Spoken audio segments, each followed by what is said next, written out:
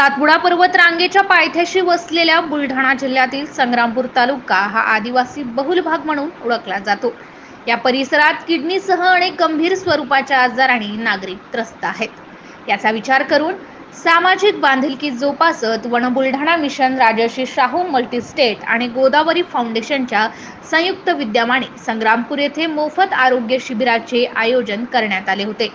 या शिबिरामध्ये तज्ञ डॉक्टरांकडून अनेक गंभीर आजाराने त्रस्त असलेल्या रुग्णांची तपासणी करून औषधोपचार करण्यात आला, तर शस्त्रक्रियेची गरज असणाऱ्या 74 रुग्णांना जळगाव खान्देश येथे रेफर करण्यात आले आहे। संदीप शेडके यांच्या संकल्पनेतून राबवण्यात आलेल्या या मोफत शिबिरामुळे आर्थिक परिस्थितीने हतबल असलेल्या शेकडो नागरिकांना मोठा दिलासा मिळाल्याचे यावरून दिसून आले। MCN न्यूज मराठी करिता रवींद्र शिरस्कार, संग्रामपूर।